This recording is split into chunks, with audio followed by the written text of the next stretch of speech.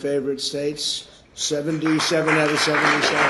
I always say 77 out of 77. Reagan was 56. That was the record. We got every one of them. Thank you, James. Fantastic friend of mine and an incredible advocate during the election a year ago, Tim Scott. Thank you, Tim. So as you know, we are in the midst of a disastrous Democrat-created government shutdown, and it is Democrat-created, but I don't think they're getting really the blame that they should. That's now officially the longest shutdown in American history.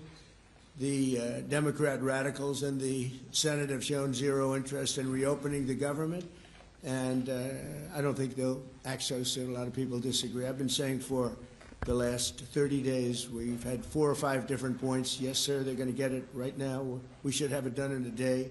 I've heard that about 4 times. I heard it after Kings. You know, they said I was a king. And I heard it after Kings. I heard it after a couple of other moments in time. And I said, no, I don't believe so. And now I heard it's after the election. I don't believe so.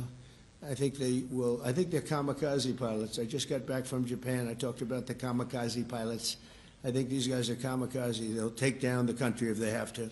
So I don't think so. Millions of Americans are going to be without SNAP benefits. And I will say about SNAP benefits, so when I was president, we had $7 billion worth, and now they have many times that, because these benefits were given to anybody that asked, and they're up to, I hear, just many times, $47 billion.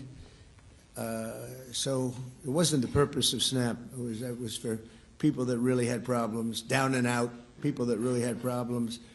But during Biden, they gave it to anybody that wanted it. I think it's something you have to talk about because the numbers are incredible.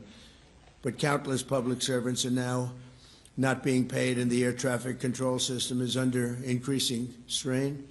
We must get the government back open soon, and really immediately. We have to get it up. We have the hottest economy we've ever had, and it's affecting the stock market now a little bit. But the stock market, as of Friday, has hit many record highs during the last 9 months, many.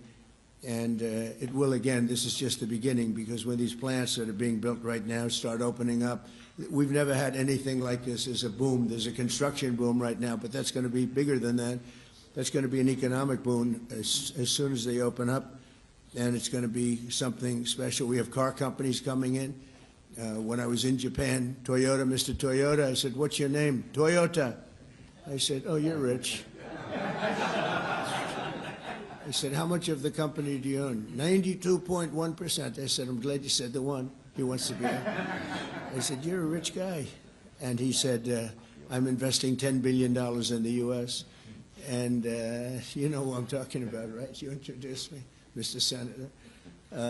You introduced me originally when you were the ambassador to Japan. He's still good. He's still strong. But he had no interest in investing in this country.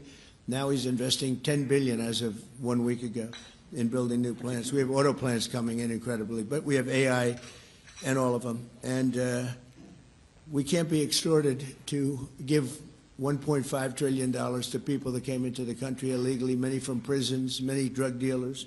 A lot of people came in from mental institutions. They want to give a lot of money to the people that came in illegally. We have to get them out. We can't. No country can sustain that. That's not like an attack on our country. In no country, these are not going to be productive people. These are going to be anti-productive people. And we can all have big hearts. I have a bigger heart than anybody, but we can't let that happen. It's time for Republicans to do what they have to do, and that's terminate the filibuster. It's the only way you can do it.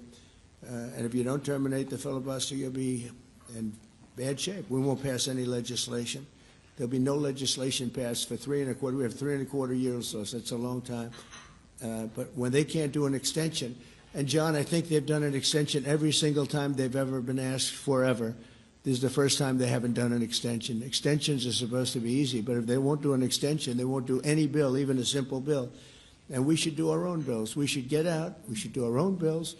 We should open up. We should start tonight with the country's open. Congratulations. Then we should pass voter ID. We should pass no mail-in voting. We should pass all the things that we want to pass, make our elections secure and safe, because California is a disaster. Many of the states are disasters. But can you imagine when they vote almost unanimously against voter ID? All we want is voter ID. You go to a grocery store, you have to give ID. You go to a gas station, you give ID. But for voting, they want no voter ID. That's only for one reason, because they cheat. We would pass that in 15 minutes.